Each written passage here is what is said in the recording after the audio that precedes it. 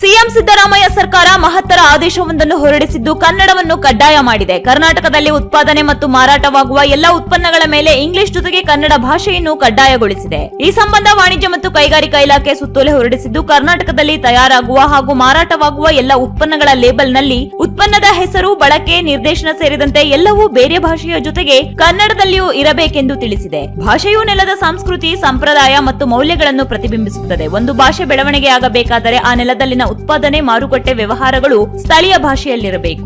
ಕನ್ನಡ ಭಾಷೆಯ ಸಮಗ್ರ ಅಭಿವೃದ್ಧಿಗಾಗಿ ಮತ್ತು ಕನ್ನಡಿಗರಿಗೆ ಜೀವನದ ಎಲ್ಲಾ ಕ್ಷೇತ್ರಗಳಲ್ಲಿ ಉತ್ತಮ ಅವಕಾಶಗಳನ್ನು ಕಲ್ಪಿಸುವ ಉದ್ದೇಶದಿಂದ ಸರ್ಕಾರವು ಕನ್ನಡ ಭಾಷಾ ಸಮಗ್ರ ಅಭಿವೃದ್ಧಿ ಅಧಿನಿಯಮ 2022 ಮಾರ್ಚ್ 12ರಿಂದ ಜಾರಿಗೆ ತರುತ್ತಿದೆ. ಸದರಿ ಅಧಿನಿಯಮದ ಕಲಂ ಪ್ರಕಾರ ಸಾಧ್ಯವಾದಷ್ಟು ಮಟ್ಟಿಗೆ ರಾಜ್ಯದೊಳಗೆ ತಯಾರಿಸಿದ ಮತ್ತು ಮಾರಾಟವಾಗುವ ಎಲ್ಲಾ ಕೈಗಾರಿಕಾ ಮತ್ತು ಇತರ ಗ್ರಾಹಕ ಉತ್ಪನ್ನಗಳ ಹೆಸರು ಮತ್ತು ಅವುಗಳ ಬಳಕೆಯ ಕುರಿತಾದ ನಿರ್ದೇಶನಗಳು ಇತರ ಭಾಷೆಯ ಜೊತೆಗೆ ಕನ್ನಡದಲ್ಲಿ ಇರತಕ್ಕದ್ದೆಂದು ತಿಳಿಸಲಾಗಿದೆ. ಇದು 1 ಮಿನಿಟ್ ಪೊಲಿಟಿಕ್ಸ್.